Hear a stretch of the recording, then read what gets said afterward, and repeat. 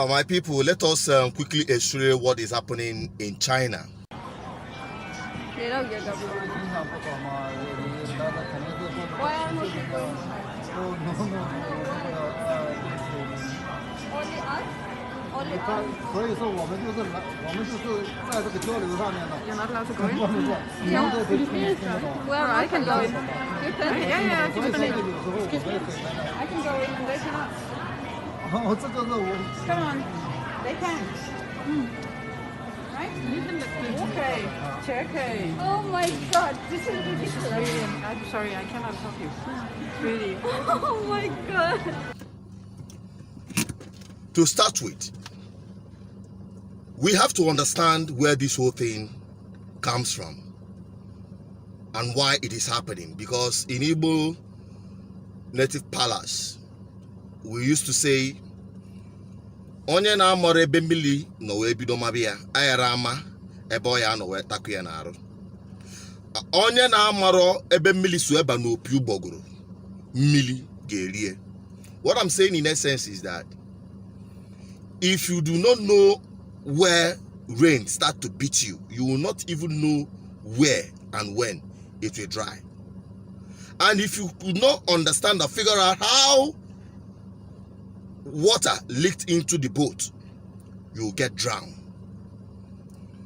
Since the time of history, since we have read from the history, the civilization of the world, there had been a leap from agrarian age to industrialization. They call it industrial revolution, to the modern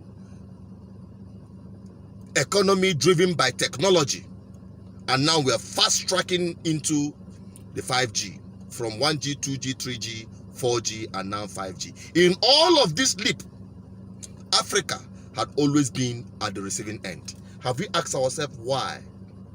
Now, I want to open your eyes. And if you are an African, open your ears and listen and understand. From the time of slave trade, if you check very well, I have to be very brief. If you check very well, the Europeans that came in do not know the terrain.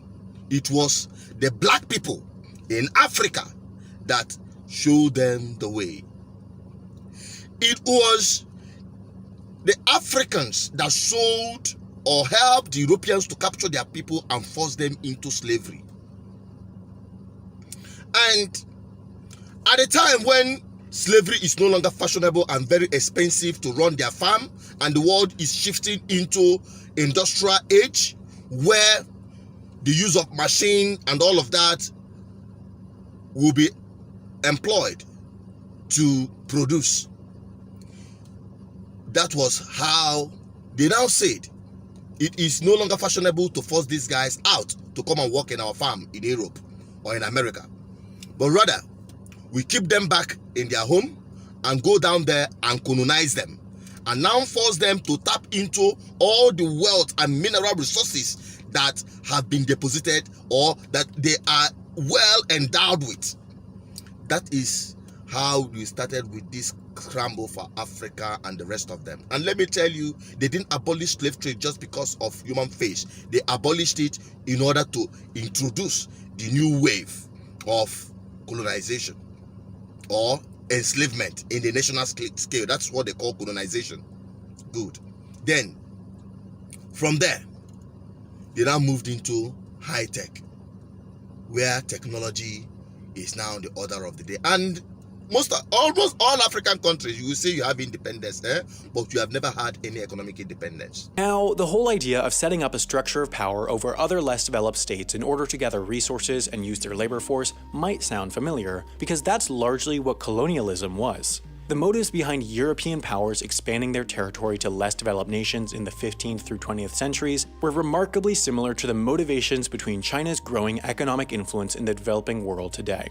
Despite what some may say, there is empirical evidence that China has been using these infrastructure investments to affect worldwide politics. And since from the time they are using the same mindset, the same system, the same strategy on Africa, and it has been working for them. against Africans. And it is Africans, especially those at the leadership affairs, they are the ones that are really selling Africa. Why will an African president or leader go abroad to borrow money and exchange it? Because all this money being borrowed, now I've heard that America is shouting that China is trying to give Africa loans that they cannot pay, which is a debt trap. But before I go any further, let's take a look at this particular speech made by a U.S. government official. Great power competitors, namely China and Russia, are rapidly expanding their financial and political influence across Africa. They are deliberately and aggressively targeting their investments in the region to gain a competitive advantage over the United States. China uses bribes, opaque agreements, and the strategic use of debt to hold states in Africa captive to Beijing's wishes and demands. So that's John Bolton, a former United States National Security Advisor. They are crying that China is taking over from them where they have stopped. They have overtaken them in exploitation of Africa. That is the simple truth if you don't know that. I'm telling you the truth. Yes, China is a bad news, but it is just selling cat to buy a dog. If it took on your house, what is sitting is still sitting there. And these Chinese, they are not smiling. You have seen what they have been doing to our people.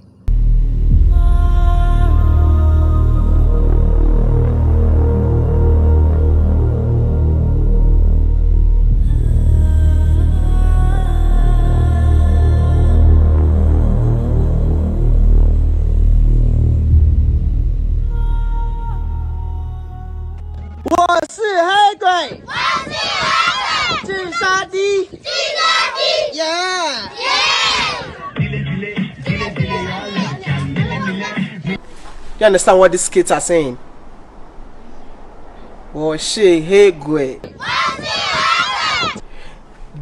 Direct translation for Hegwe means black monsters, and in another form I would say that it's what do you call the N word. So Washe Hegwe. The next one they are saying is what? G Shandi. Low IQ. So you see, they wrote this on the blackboard for these African kids to read it. Washi Hegwe T Shadi, which means I am a black monster or I'm an N-word with a low IQ. How on earth would you allow foreigners to come into your country to exploit your own people and at the same time insult the entire black people of this? And we cannot continue to lament. The people that are selling Africa is African leaders. These people, they come from whatever place they come from outside Africa. They come into this this rich continent and they tap all our resources using our leaders, our misleaders, I so call them. They kept selling Africa to the rest of the world, to the highest bidder. All they are interested in is to primitive accumulate wealth and transfer the fund to Europe. Now, for instance, Africans, especially in Nigeria, where corruption has its headquarters, where corruption is the order of the day, where if you are behaving normal, you'll be seen as abnormal. We are getting into government office is an opportunity to amass primitive wealth at the expense of the people. Now, these people, when you see the lifestyle, the government lifestyle, lavish lifestyle, wastage of a government, buying things that they don't need. In a poor country, their legislators will be demanding exotic cars, whereas the country they go to borrow money from, the European country they go to borrow money from, their legislators live in one-room apartment. That is madness. And you think these guys, they don't know what they're doing? They know. Africans must wake up, especially the young ones. Young Africans, you must wake up. It's a warning, because what is yet to come, I tell you, colonization and slave trade that you had in the past will be a child's play to what we are going to face, and worse of it, what our children are going to face. African leaders, the old African leaders, because they are all old, they are all expired. They can't take you to nowhere except to their grave. That is why you see me sweating, shouting, to knock some sense into African people, especially the youths. You are always being used, because they are using the instrumentality of poverty and hunger. They deprive you of quality education. They bring religion to you to confuse you, thinking that everything comes from... Listen, God will never come down from heaven to solve your problem. You got to solve it yourself. Africa, it is time for us to redefine our civilization.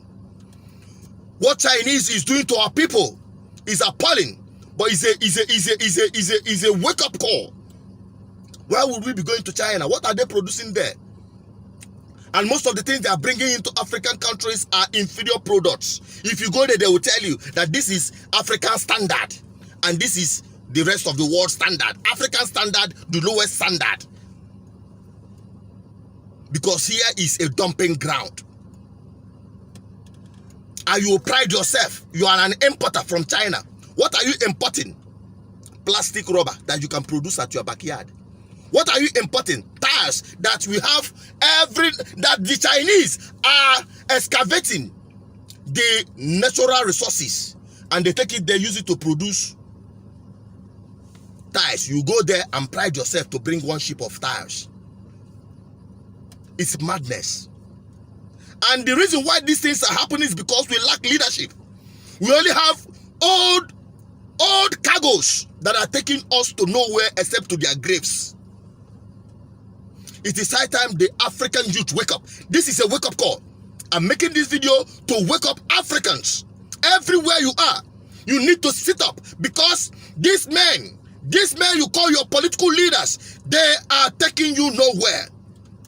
We are entering the 5G network. You know what 5G is? I've said that over and over here on this platform. I'm not going to repeat myself. You can go back and check. It's all about artificial intelligence. Let me tell you, African youths are very intelligent. African youths are smart, but they are being deprived of the oxygen to explore what is here. Who will give them the directive? Who will inspire them? Who will lead them to that? The leaders. Who are they? Those who are obsolete. Those who have sold their soul to the devil. It is high time we wake up. It is a misplacement of priority in Africa that we embraced the religion of the West and the Arab world at the expense of our own civilization. We misplaced the priority of building big cathedrals and mosques at the expense of building good hospitals and good schools to train doctors and scientists, so that when things like this that is happening now will be brought to us, we know how to tackle it. We should not be taking handouts. Every day, these politicians, these Africans, they will go to Europe. They will borrow money. They are going to China. And China, what they are doing to African countries, they will go there, collect money, or they go there, collect money, and they are demanding for collateral, which the countries cannot even pay. They are taking over the properties of African nation, the treasures of African nation. That is what is happening. When they go there, they borrow this money, and when they return back to their countries, this money will be transferred back into their private accounts in those countries again. This money will find its way back to Europe, back to Asia, back to America. They'll collect all those money back again. They understand what is happening while Africa is dying. It is time. Nobody will do it for us. Nobody is going to do this fight for us. We are going to do it. I want to join force with Malema of South Africa. This thing was a one thing called Africa. This was one thing. It was divided by colonizers. These borders are artificial borders imposed on us by colonizers. Why do you want to behave like you are owning colonizers' properties? These borders are colonizers' properties, they are not ours. Let us go back to African unity. We want one voice, one Africa. We must stop doing away with African hate, which was instilled in us by the colonizers.